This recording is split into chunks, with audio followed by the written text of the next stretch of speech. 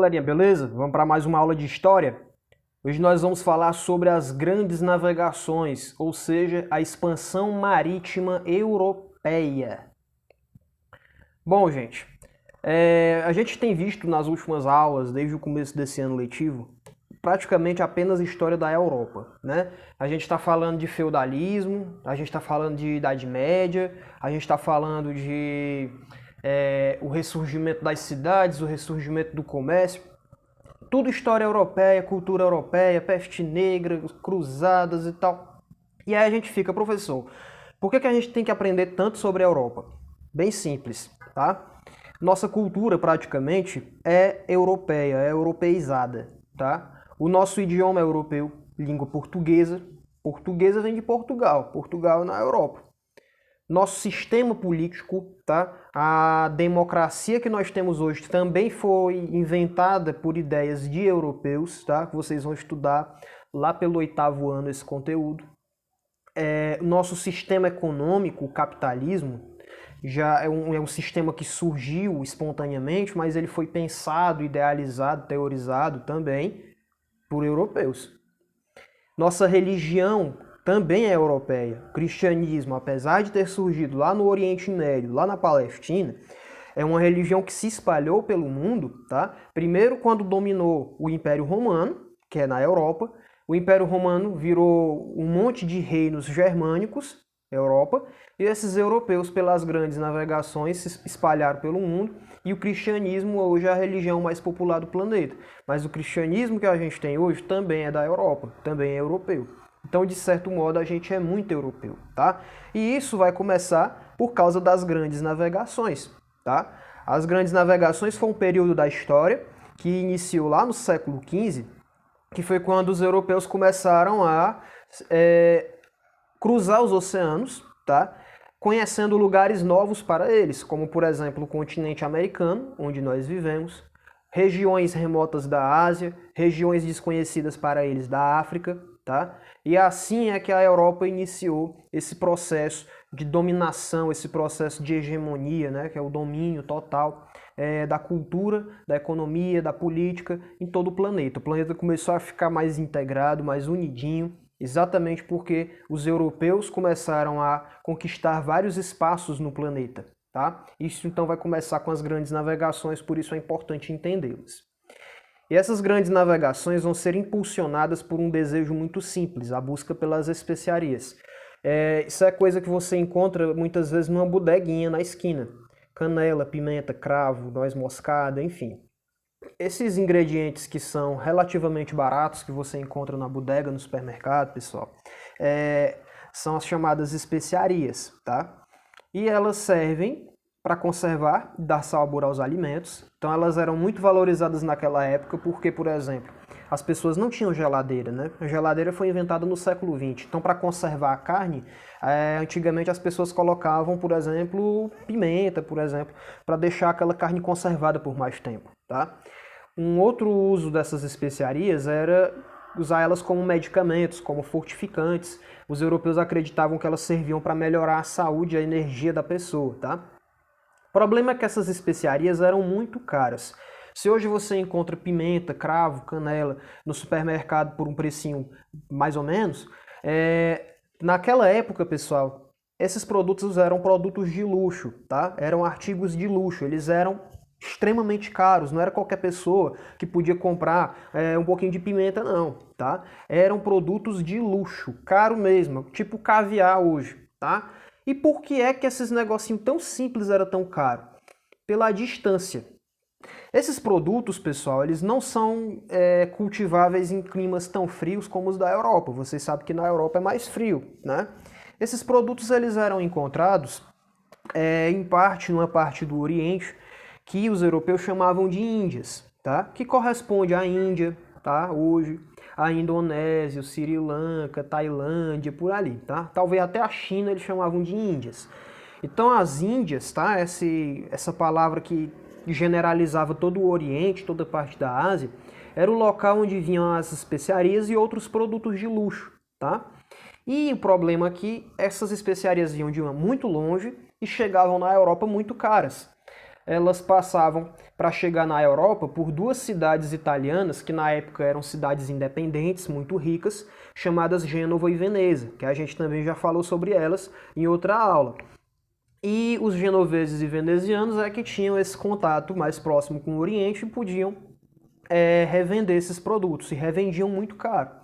Aí, para piorar a situação, Constantinopla, que era a capital do Império Romano do Oriente, o Império Bizantino, que é a parte do Império Romano que ainda durou muito tempo, acabou sendo tomada por um povo muçulmano que eram chamados de turcos otomanos, e hoje se tornou a Turquia, tá? Então os turcos otomanos dominaram Constantinopla, derrubaram o Império Bizantino, o Império Romano do Oriente, e fizeram o Império Otomano, o Império Islâmico. E esse império vivia em pé de guerra com os europeus. E aí é que as coisas ficaram caras mesmo, tá? Os produtos já eram caros. Quando o Império Bizantino caiu e virou Império Otomano, as coisas ficaram mais caras ainda, tá? Então, a pimenta vinha lá da Índia, por exemplo, chegava no Império Otomano o preço aumentava, chegava em Gênova o preço aumentava, e aí para espalhar pela Europa o preço já estava lá nas nuvens, tá? Portanto, os europeus precisavam encontrar uma nova maneira de ter acesso às Índias sem depender de Gênova, Veneza ou dos muçulmanos. Então eles queriam chegar diretamente às Índias sem passar por intermediários, sem ter que depender dos muçulmanos, otomanos, sem ter que depender dos genoveses, sem ter que depender dos venezianos. Eles queriam dar um jeito de chegar até as Índias, chegar direto na fonte das especiarias para conseguir obter esses produtos e vender por um precinho melhor, tá? Problema é, os europeus não tinham tanta experiência na navegação. Os europeus costumavam navegar bem aí no meio, nesse mar chamado Mar Mediterrâneo, que ele acaba atingindo a Ásia, a África e a Europa. Então o Oceano Atlântico, ali na outra extremidade, ele era um lugar que eles tinham muito medo de navegar, tá? Não tinham tanta experiência, eles tinham medo de navegar diretamente. Então haviam muitas lendas, muitos temores de que ao navegar pelo oceano eles encontrassem, por exemplo, serpentes marinhas, eles encontrassem diversos tipos de monstro, eles acreditavam em ilhas que haviam seres humanos monstruosos, gigantes, ciclopes, pessoas de duas cabeças, tá? Pessoas sem cabeça, onde a cabeça era no meio do tronco, no peito, na barriga, tá? Eles achavam que quando eles passassem da linha do Equador, o navio pegava fogo. Então eles tinham muito medo de sair. Ao mesmo tempo, eles acreditavam em outras lendas, como a lenda do reino do Preste João, que era um reino que era cheio de riquezas, ficava em algum lugar escondido e o rei desse lugar era cristão e tinha dominado os povos de lá e forçado eles a ser cristãos e tal. E ele podia ser um aliado para conquistar os muçulmanos, as Índias, etc. Então eles tinham esse dilema. Por um lado eles tinham lendas que davam medo, por outro lado eles tinham lendas que faziam com que eles quisessem navegar, tá? Mas quem poderia desafiar o oceano? Quem é que tinha coragem de desafiar o Oceano Atlântico? Quem será que poderia fazer isso? Todo mundo tinha medo, mas um país teve essa coragem, e esse país era Portugal, tá? Portanto, Portugal foi o pioneiro, ou seja, o primeiro nas grandes navegações. O pioneiro, ele foi o primeiro a ter coragem de pegar os seus navios e sair por aí pelo Oceano Atlântico, tentando descobrir novos lugares, tá? E quais são as razões para o pioneirismo, né? Por que Portugal foi o primeiro, né? Razões para o pioneirismo de Portugal nas grandes navegações. Por que Portugal? Em primeiro lugar, a posição geográfica. O território de Portugal era voltado para o Oceano Atlântico, tá? Não tem para onde correr. Portugal, de um lado, tinha o Oceano Atlântico, do outro lado, a Espanha. Então, se os portugueses queriam expandir o seu território, eles tinham que procurar o oceano. Não tinha jeito. Lutar contra os espanhóis era muito complicado. Então, vamos tentar ir para o oceano. Então, eles começaram a adquirir mais experiência navegando em mar aberto, por exemplo, na pesca, certo? Estabelecendo contatos com outros povos. Então, os portugueses, eles começaram a ter uma experiência marítima maior por causa da sua posição geográfica. Eles foram, de certa forma, empurrados para o mar. O segundo motivo é o desenvolvimento de técnicas e tecnologias de navegação. os portugueses eles criaram ou aperfeiçoaram vários métodos e técnicas que facilitavam a navegação, como alguns instrumentos náuticos, por exemplo, a bússola, que tinha sido inventada pelos chineses, o astrolábio, que permitia que eles descobrissem a latitude que eles estavam, simplesmente olhando, observando as estrelas, e principalmente a caravela, que era um navio que ele era mais veloz, tá, do que os navios convencionais. Era um navio que conseguia circular de forma melhor, tá? Então eles desenvolveram, tiveram a experiência no mar e desenvolveram novas técnicas para navegar, tá? E o terceiro ponto, e talvez mais importante, é que o Portugal foi a primeira monarquia centralizada. Primeira monarquia, primeiro reino centralizado, ou seja, primeiro Estado. Aí a gente tem que lembrar lá daquela aula sobre o Estado moderno, né? Que antes, lá no feudalismo, cada senhor feudal era dono do seu pedaço de terra, né? E o rei era só mais um senhor feudal. Com os estados modernos, o que acontece? O rei pega todo esse território e detém na mãozinha dele. Ele é o proprietário, ele é que é o líder, o governante de todos os outros territórios, tá? Então Portugal vai ser o primeiro a ter esse tipo de modelo político.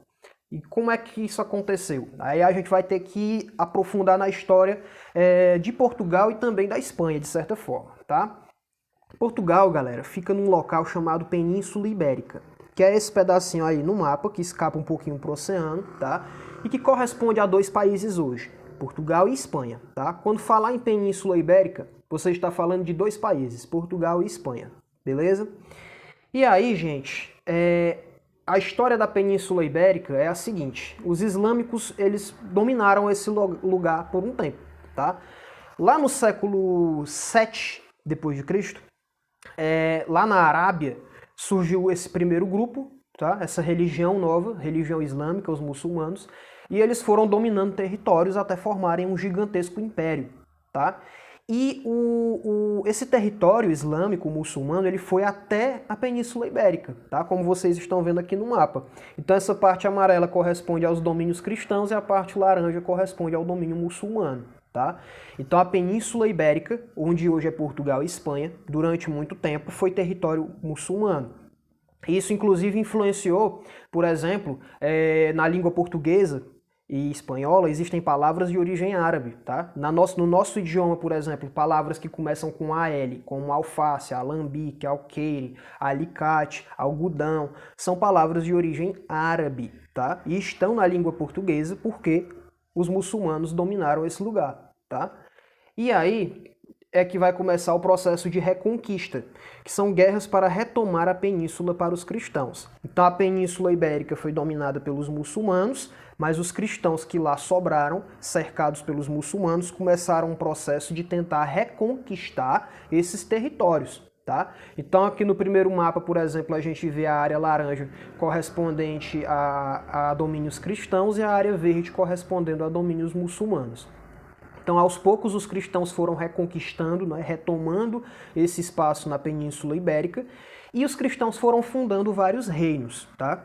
E aí, aqui no último mapa, no século XIII, por exemplo, temos o reino de Aragão, Navarra, Leão, Castela, Portugal, tá? Então, esses reinos que os cristãos foram fundando nos espaços que eles iam dominando dos muçulmanos, é que se transformaram no que hoje é Portugal e Espanha. Tá? Pequenos reinos, feudos, acabaram se transformando nesses dois países que conhecemos hoje como Portugal e Espanha.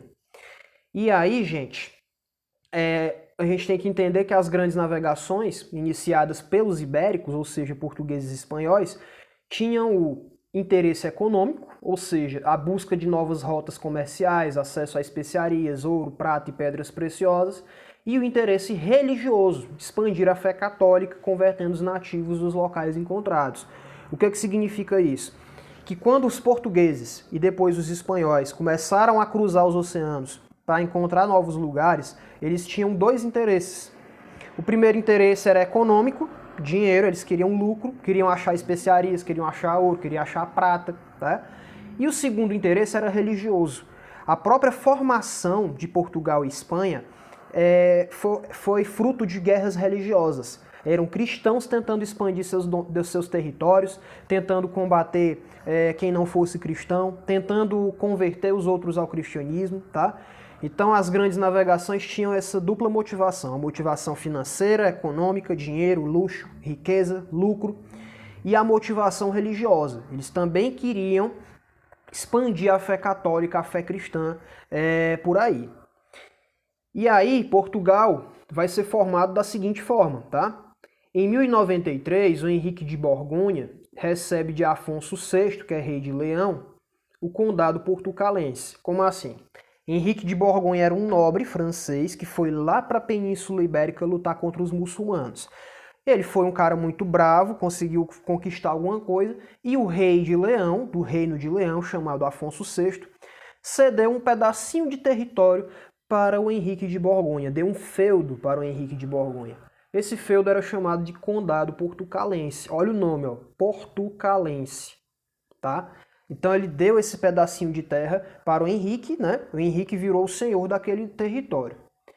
Em 1139, o filho de Henrique, Afonso Henriques, consegue a independência de Portugal, tornando-se o primeiro rei do país com o nome de Afonso I. Então o filho do Henrique de Borgonha rompe com o reino de Leão e faz com que o condado portucalense, aquele feudo, se transforme no reino chamado Portugal. E aí o Afonso Henrique se torna o primeiro rei de Portugal sob o nome, sob o título de Afonso I. Então é aí que vai começar o processo de centralização, em que Portugal vai se tornar um reino independente, tá? Então Portugal começa a se expandir do condado portucalense até os limites territoriais de hoje. Depois que ele se torna um reino, ele vai conquistando territórios dos espanhóis, quer dizer, dos muçulmanos, até se tornar o mapa que a gente conhece hoje de Portugal, tá? Mas, entre 1383 e 1385, uma crise quase provoca a perda da independência de Portugal. O rei dessa época, em 1383, Fernando I, morreu sem deixar nenhum filho do sexo masculino, tá? E aí vocês sabem que no passado tinha aquela besteira, né? Que o homem, quem vai ser rei é o filho mais velho. Só tem filha, não pode. Né? Aquela coisa machista mesmo. Então, é uma filha, não pode ser rainha, tá, então tem que ser o filho mais velho, tem que ser homem, o rei tem que ser homem. Tinha essa besteira. E aí o Fernando I morreu sem deixar nenhum filho homem, nenhum filho do sexo masculino. Ele tinha uma filha, chamada Beatriz. E aí vem um probleminha. Porque a Beatriz era casada com o Juan I, que era rei de Castela. Tá, professor, e daí? Castela era o reino mais poderoso da Península Ibérica, um dos mais poderosos.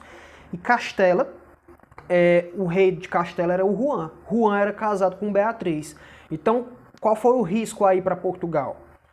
Juan se tornar rei de Portugal e fazer com que Portugal se tornasse parte do reino de Castela. Então Portugal ia deixar de ser independente. Portugal estava sob o risco de deixar de ser um reino independente para se tornar parte do reino de Castela. E aí as pessoas com medo disso, alguns portugueses com medo disso, iniciaram um processo chamado Revolução de Avis. Por quê? Porque foi liderada por João, que era mestre de Avis. O que é Avis? Avis era uma ordem militar. Era um grupo de guerreiros cristãos de elite que combatia muçulmanos. E o mestre dessa ordem era João. E o João, ele era irmão do Fernando, o rei que morreu sem deixar filhos, tá? Então começou uma ideia de que, olha, Beatriz é casada com o Juan, que é rei de Castela. Não é legal a gente esperar o Juan abocanhar nosso reino, esperar que Beatriz tenha algum filho para que Portugal seja independente, não é legal, não vamos arriscar. Então, um grupo começou a girar em torno do João, que era irmão do Fernando, para tentar fazer o João se tornar rei. E foi aí que começou uma guerra civil em Portugal e ao mesmo tempo era uma guerra contra Castela, tá? E a burguesia apoiava a independência de Portugal. Os burgueses queriam um reino independente, queriam um reino unificado. E parte da nobreza apoiava os interesses do reino de Castela. Então tinha uma parte da nobreza que não estava nem aí se Portugal era independente ou não. Eles queriam mesmo era entrar no reino de Castela, tá? E aí o que aconteceu? A revolução foi um sucesso. O João se tornou João I, venceu os castelhanos, venceu a oposição e se tornou o rei João I. Portugal então se consolida como um reino independente, agora ninguém vai separar Portugal mais, apoiado pela burguesia. e pode investir na expansão marítima. Tá, professor? Eu não estava nem lembrando mais as grandes navegações. O que que isso aí tem a ver com as grandes navegações? Bem simples. Se você tem um território com vários feudos, as pessoas vão estar pagando impostos para vários senhores feudais. E cada senhor feudal vai fazer o que bem entender com esses impostos.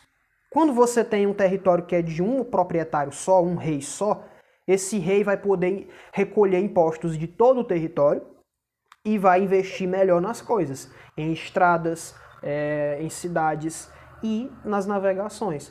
Para você construir caravelas, para você treinar marinheiros, para você financiar viagens marítimas, você precisa de dinheiro, né?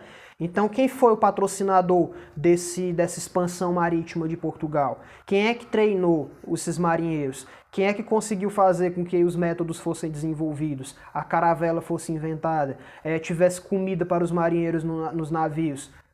O reino, a monarquia, o rei.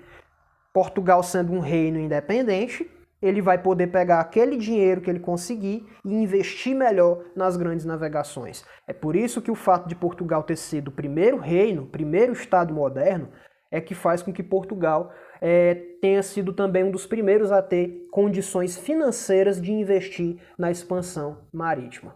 Na próxima aula continuamos o assunto. Valeu!